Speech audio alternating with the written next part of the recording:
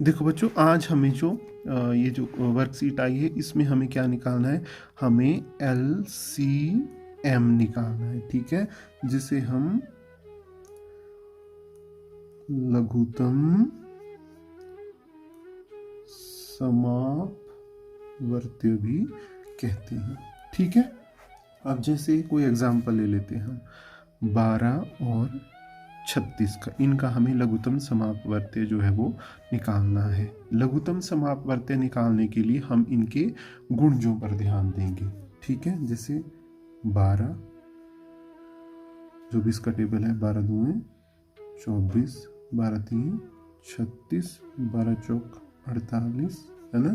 इस तरह से 60 हम करते रहेंगे। उसी तरह से 36 इसका हो गया 36, दूसरा ले हम तो 72 हो जाएगा। इस तरह से सो ऑन। ठीक है, और जब हम लघुत्तम समापवर्त्य लेंगे तो लघुत्तम समापवर्त्य में हम किसकी बात कर रहे हैं, हम बात कर रहे हैं गुणजों की।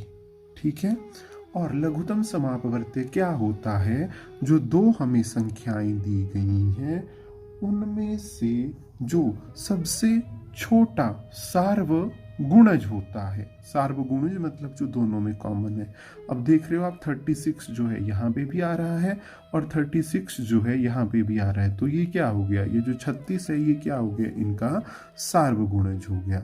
सार्वगुणज होने के साथ साथ में ये क्या है, सबसे छोटा सार्वगुणज है, और दो संख्याओं का सबसे छोटा सार्वगुणज ही जो है उनका क्या होता है, एलसीएम या लघुत्तम समापवर्त्य होता है। तो 12 और जो 36 है उनका जो लघुत्तम समापवर्त्य है वो होगा हमारा 36। विभाजन विधि है, तो देखो दो संख्याएं हमारे को दी गई हैं 12 और 36, तो हम निकालेंगे 12 के गुणनखंड। पहले 12 ये गया 2 से 6, 2 3 3 1। उसी तरह से हम 36 के निकाल लेते हैं गुणनखंड। 2 यहाँ गया 18 दूनी 36, 2 9 9 दूनी 18, 3 3 9। तो इन गुणनखंडों को जो है हम लिखेंगे। हम 12 के जो गुणनखंड है वो क्या हो गया, 2 गुणा 2 गुणा 3, जबकि जो 36 है उसके गुणनखंड हुए हमारे 2 गुणा 2 गुणा 3 गुणा 3।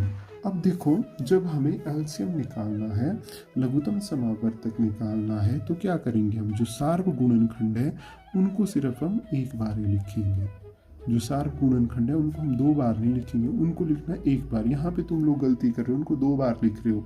जो सार्वगुणनखंड है मतलब जो दोनों में कॉमन गुणनखंड है उसको हमने एक बार ही लिखना है। जैसे 12 और 36 का जब हम लघुत्तम समापवर्तक निकाल रहे होंगे तो हम क्या करेंगे, 2 गुणा 2 गुणा 3 गुणा, इसका देखो कोई और पेयर नहीं है तो उसको हम एज इट इज लिख देंगे। तो ये हुआ 2 2 4 4 3 12 12 12 12 2 24 12 3 36। तो देखो जब हमने विभाजन विधि द्वारा निकाला तब भी हमारा 36 आंसर आया, और जब हमने पहले इसको गुणजों की विधि से निकाला था तब भी हमारे पास जो आंसर था वो 36 आया था। अगर हम गुणजों की बात करते हैं तो क्या करते हैं हम, सबसे छोटा सर्वगुणज जो होता है वो क्या हो जाता है, एलसीएम होता है।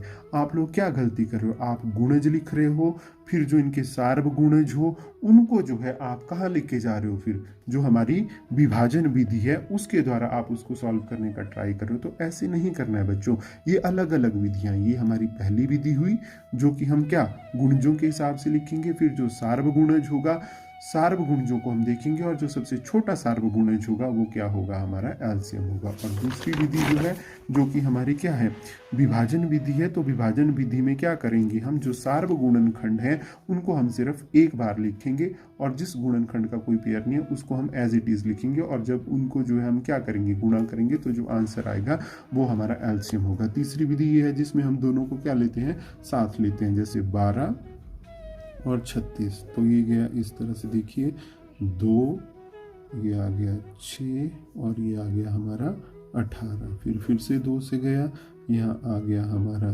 3, और यहाँ आ गया हमारा 9। फिर ये उसके बाद गया 3 से, तो ये 1 ये 3, फिर से अगर हम 3 से करते हैं तो यहाँ आ गया 1, यहाँ आ गया 1। तो अब जब हम इसके गुणनखंड लिखेंगे तो क्या आएगा, 2 गुणा 2 गुणा 3 गुणा 3। तो ये आ गया हमारा 2 दूनी 4, 4 तीन 12, 12 तीन 36। तो देखो कोई भी विधि हम यूज़ करें आंसर क्या आ रहा है, 36 ही आ रहा है। पर आप लोग कहाँ पे गलती कर रहे हो, आप लोग गलती कर रहे हो, आप क्या कर रहे हो, पहले आप लिख रहे हो इनके गुणज, फिर आप क्या कर रहे हो, जो सार्वगुणज है उनको आप कर रहे हैं विभाजन विधि के द्वारा। वैसे नहीं होगा।